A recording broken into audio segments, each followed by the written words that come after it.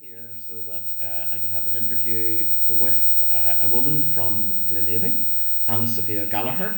And all being well, let's see if I can manage to do this for the next part of the interview. And there we are. Anna Sophia, good afternoon to you, and thank you for joining us here in Good Afternoon St John's. Hi, thanks so much for taking the time to talk to me, and hi everybody. Anna Sophia, you're now living and working in Lebanon. Your work, an interesting acronym, RMEL, Research, Monitoring, Evaluation and Learning. I'm going to ask you a little bit more about your job in a moment or two. But how does a woman from Glenavy, County Antrim, end up living in Beirut in Lebanon? Yeah, good question, particularly given that I think that we are, as a people, are not made for the heat. So how I've ended up in 35-degree to 40-degree heat is beyond me. But I initially, 7 years ago, I was studying Arabic in Tunisia. And then I basically just went from there. My best friend in the world had just moved to Jordan.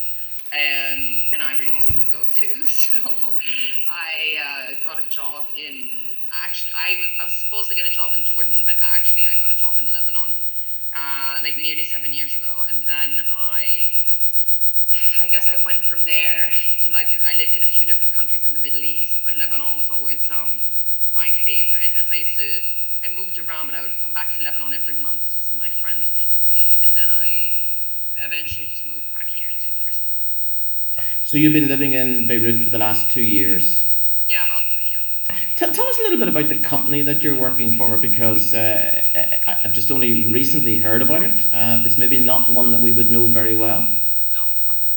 It's the Northern Irish company. It's a company from home called Sire and Associates, and basically we are essentially, I guess, consultants. It's a public sector consultancy, and we work supporting the public sector to become more accountable and transparent. But in Lebanon specifically, which is also funny, like with the ties to home, in Lebanon we work with trying to support the police here to become more human rights focused, accountable, and just transparent. And a lot of that learning came from the learning of a lot of my colleagues who were working in Northern Ireland with the police or alongside the police during the Troubles, and everything that they learned going through the patent reforms and shaping the PSNI into the service it is today. So it's quite a funny link with home in Lebanon.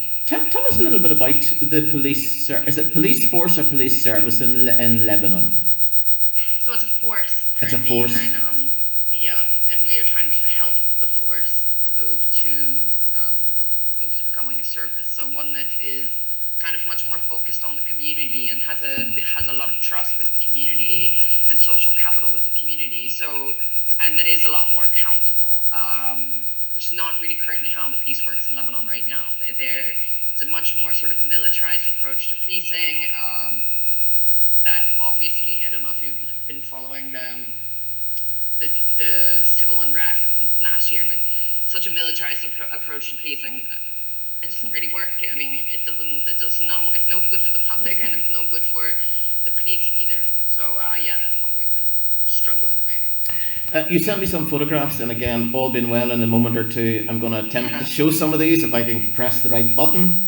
But one of them was of tear gas over Beirut. What was this context of that photograph?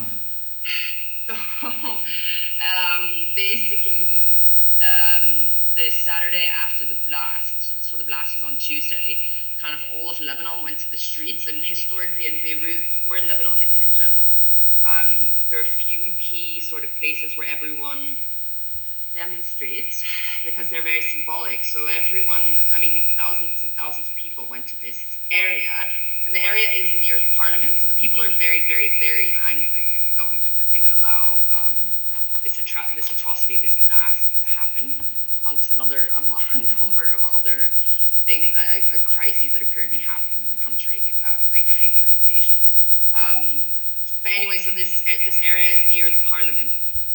And there have been clashes with the different security forces and some of the demonstrators in the past, and sort of the clashes have descended to be quite violent. So the build up to this was, I guess, the police and the army, and there were a few other different security forces, but they had a lot to contend with, but I mean, the sort of extensive use of tear gas, and no one expected that. The tear gas kind of came into areas where there were a lot of peaceful protesters. So yeah, it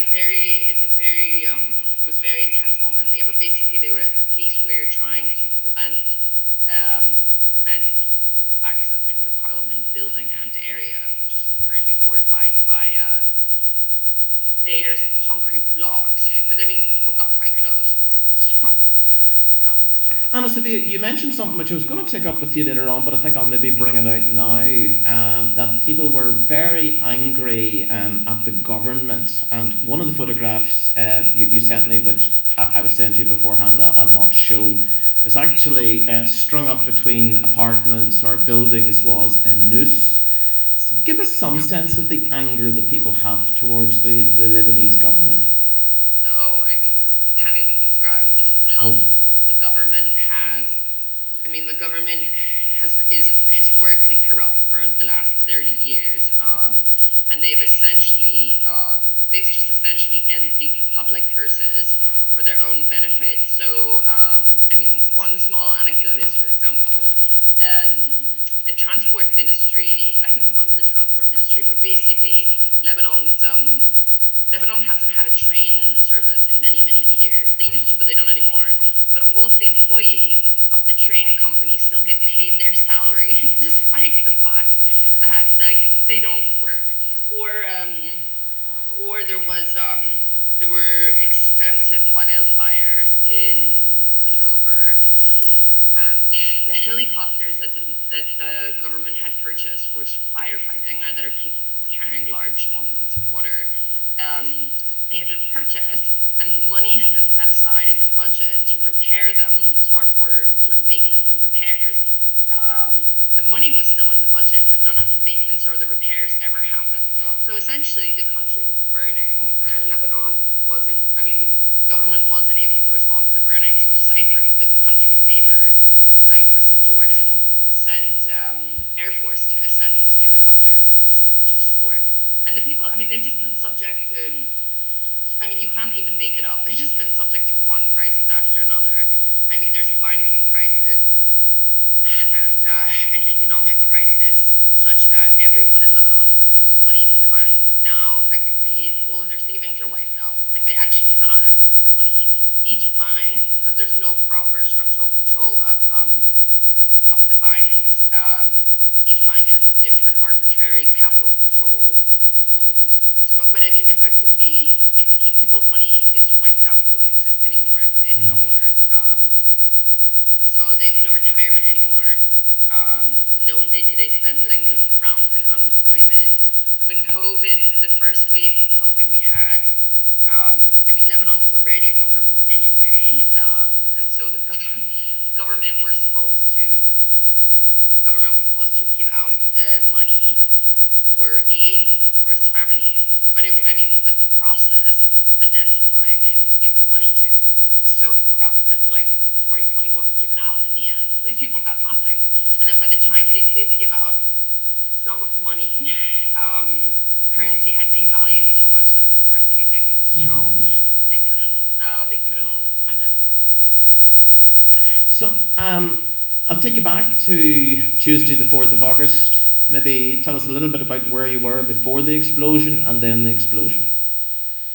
Well, I was very lucky to begin with, because I wasn't in my, had I left work a bit later, which is what I usually do, I would have been either in my office or like 500 meters away, but I was not, so I was about a mile away, and I was sitting outside a restaurant. My friend had just sat down in front of me, so I was sitting facing the area where the explosion came from, and we were just talking, and then all of a sudden, I saw like this air rush up.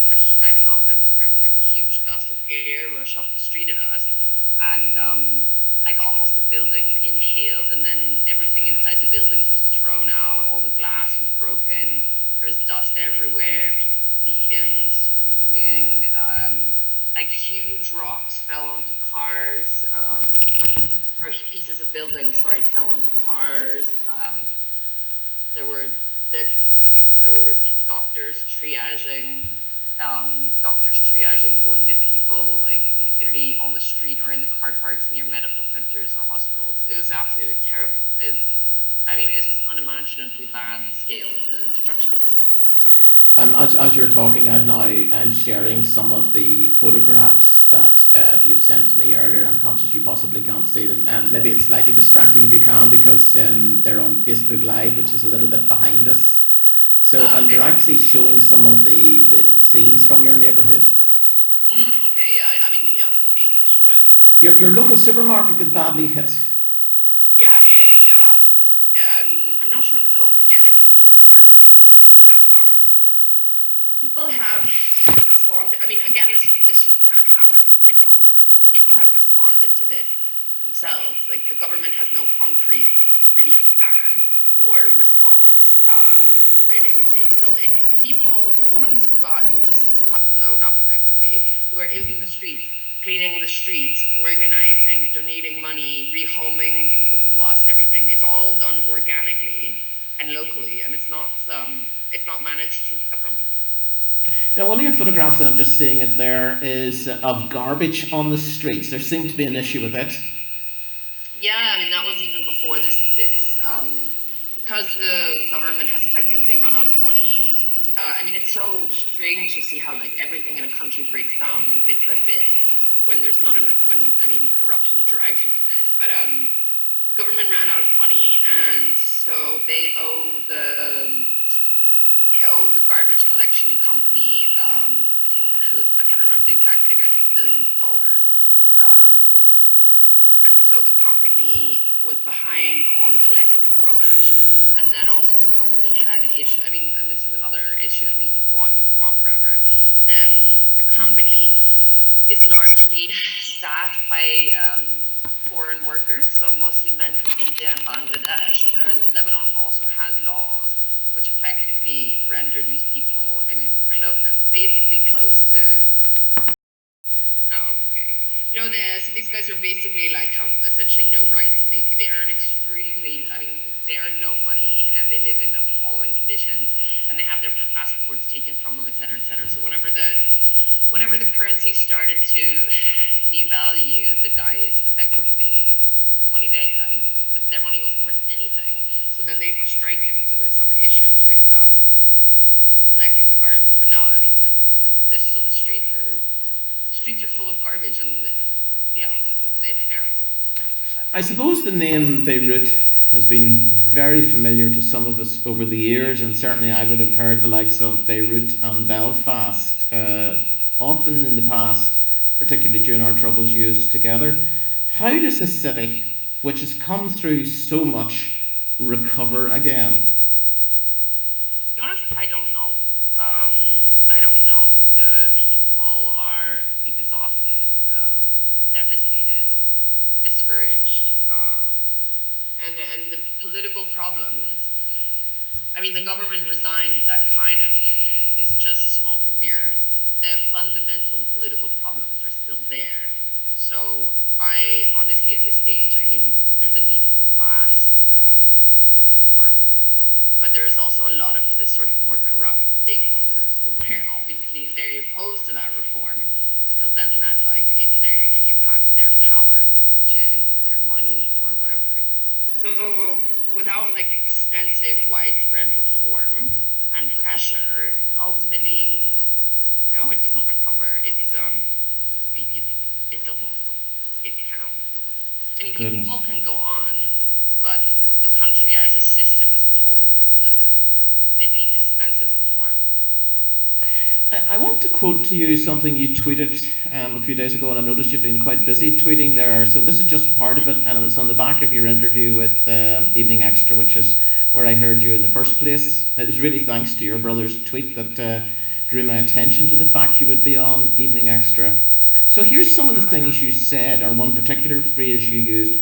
Please don't let this story expire from your news feeds. International pressure to demand accountability and to provide aid is crucial. Yeah, absolutely, absolutely. I mean, I guess 2020 has been a year of just one disaster after another.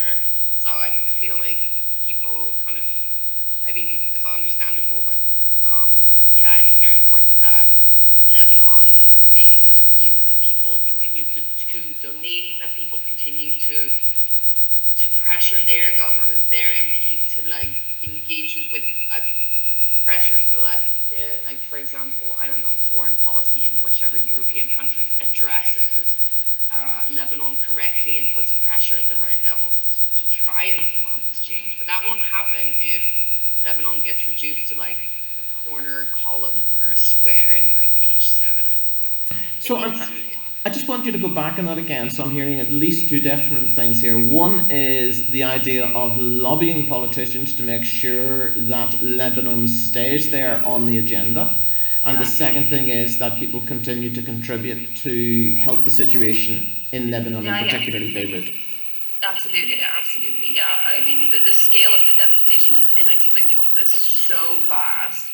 And as we were saying earlier about, Belfast, it's just like the same blast in Belfast would have decimated probably all of Belfast. Say that again for us so we were absolutely clear now, because that gives us some idea of the scale of it. So you are saying that if this explosion that happened in Beirut had happened in Belfast, it would have decimated the city? Yeah, all of the city. And so if you can imagine the port and the airport, or what else? I mean, all of the sort of main infrastructure in Beirut, or sorry, the main commercial hubs in Beirut, the banks, the port, the main hospitals where like people in the rest of the country would have come to for support. Many of them are destroyed, they've run out of supplies, they're completely full. So we're in our second wave of COVID, and there's now no bed. There are no more beds for any future critical COVID patients, despite the fact that every day we have the highest rise in numbers that every day is a record rise in numbers. So yeah, I mean, Belfast would have been completely decimated. So yeah, it's just the scale's unbelievable. I posted yesterday some links, and I'll post them again, to 3 local organisations here that will be supporting, that has an emergency appeal for Beirut at this time. I'm conscious that, so there will be a focus from possibly the global media on Beirut, but inevitably the cameras will stop rolling, they'll move on to somewhere else. How is that going to affect, or what's going to be the mood for people on the ground? I feel like if that were to happen, they'll left alone. I mean, they've already been left alone by the government, and if the international community and media were to leave them alone too, then what do they have left? And wow. Particularly, sorry, go ahead. No, I'm just saying, wow, that's amazing, yeah. Yeah. And particularly if you think about the geopolitics in this region, you don't want to leave Lebanon alone without going into all of the politics of that. But it would be highly preferable that Lebanon weren't left alone and supported by Europe, etc., America, Canada, Australia. Anna Sophia, if you were to look into your heart, what would you say are some of the concerns that you have living in Beirut, Lebanon at this time, that you haven't already touched on? I don't even know, like I'm trying to help my friends or comfort them or support them, but realistically, what can I do?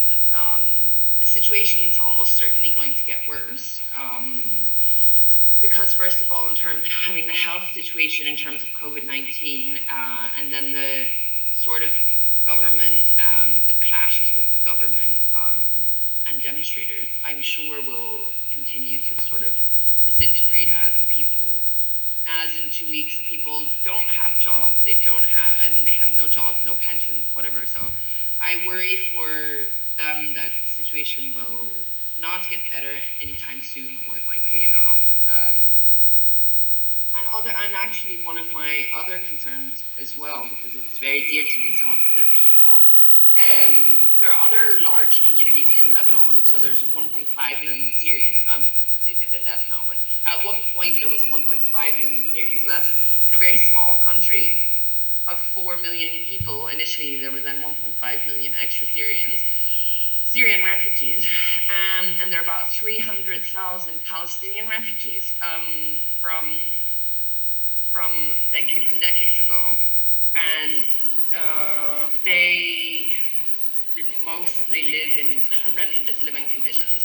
Palestinians live in camps that were constructed to last, they still live in camps. They're basically second or third generation refugees, and these camps were constructed to last for, I don't know, like 10 years less. They weren't supposed to be long-term housing, but you have all these people who are still living in these camps.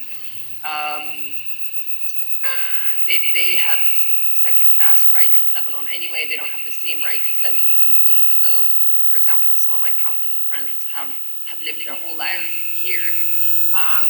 They don't have passports. They have refugee travel documents.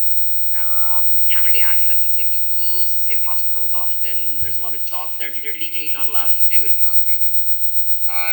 And then also you have a massive community of migrant workers who typically are domestic workers, who are just appallingly badly treated.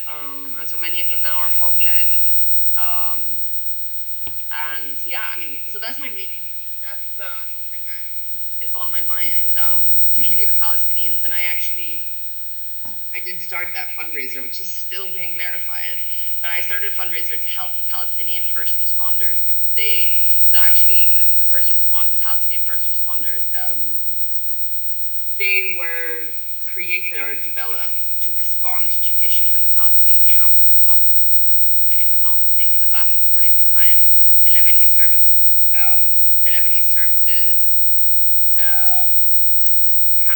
don't meet their needs, so they need to meet their own needs. So yeah, I created this fundraiser, and these first responders were, they were on the ground at the port after the explosion, helping the Lebanese, trying to pull survivors from the rubble, trying to identify bodies. So yeah, hopefully this fundraiser will be live in a few days, and then I can start sharing the link with sort of everybody in Ireland who has been forced to read the articles the interviews that I gave in various newspapers and on the radio. But yeah, that's something that's very important. So just to clarify that for me again, so you're saying actually, so the Palestinian refugee who would have been originally refugees, who are maybe second, third generation, were actually part of the first responders to the Lebanese or to the Beirut people. Yeah, okay. Absolutely. So it's not as if there was a history there, sort of saying we were very badly treated, but we're not going to. So, but they were very responsive. And it's very historical. The images of the solidarity is very poignant, and particularly as well, coming from us, coming from a divided community. You understand when you see communities who typically don't engage or didn't engage, then sort of work together for shared goals. Okay. It's very touching, and sad and insane that the government doesn't have, enough services to also provide response. But yeah, no, they did an amazing job, as did the Lebanese, of course. I want to finish with two questions. First question, and I'm conscious that I'm probably going to really push you on this one. It's a challenging one, which is you've given us a very realistic picture of the fairly horrific scenes and the challenging present and future as likely to be for people living in Beirut and Lebanon. Have you any sense of hope as you live and work there? Have any sense of hope? Hope. Are there signs of hope? Can you see signs of hope? Yeah, that is a hard question. Yes, in a sense, that the hope is in the young people, or not even the young people, old people who are in the streets picking up garbage all day, every day, sweating in like double masks and helmets so that if the building's fallen or whatever, brushing like people of all religions in the streets helping. So I mean, yeah, that's a very clear sign of hope. But ultimately, and I mean, maybe ask me in a week and I'll be a bit more optimistic. Okay. But ultimately, if that hope, I mean, I think that's a very small flame at this point, and they don't have the infrastructure. I mean, they're literally, they don't have the infrastructure to support them. And also, I mean, even before this blast, I mean, Lebanon is renowned in the region and even the world for having really, really amazing universities and really creative people and excellent businessmen, etc., businesswomen. But many of them have already left. I mean, the Lebanese diaspora is something like 10 million, I want to say, and there's 4 million Lebanese in Lebanon, but 10 million Lebanese outside Lebanon. And so there's just constant waves of brain drain, and all the Lebanon's biggest, brightest talents, understandably, leave because there's no place for them here, and their talent is like swept under the rug of corruption. So, I mean, the hope of these people in the streets, I mean, it's going to rapidly dwindle. And I'm sure if they can find any way out, they will. Just before my final question then, and maybe I might take you up on that offer of asking me again. I mightn't necessarily ask you a week. I'll maybe leave you a couple of weeks and then go back to you and see if you find hope. Final question, which is, so you're speaking here to people watching in Belfast and outside Belfast and beyond. What can or what should we be doing? I mean, if people can donate, then please do donate. If they can't donate, actually, I mean, even at this point, if they can't donate money, it is possible to send. A lot of people are just sending medical equipment or food or hygiene products. I mean, there are a lot of sort of options to like either give money or give materials. If not, I mean, I understand that not everyone can donate all the time with this COVID crisis. If not, just keep an eye on Lebanon. Don't let it sort of drift into sort of the abyss of, oh, it's just another place in the Middle East. And advocate where they can with their MPs to make sure that Lebanon remains on the agenda, accountability for Lebanon. But yeah, I think the simplest thing to do is make sure that Lebanon doesn't just kind of drift off the media trail next week. Well, just with that in mind then, as you say, advocate with your MP, so I'll maybe ring Paul Maskey this afternoon. I'll talk to him about Lebanon. I'll maybe draw his attention. He's the MP from my area, which is for us here in St John's in West Belfast, and see to it that at least it's certainly that he would keep it on his agenda. Oh, absolutely, that'd be great, yeah. Very, very grateful to you for your time with us this afternoon, Anna Sophia.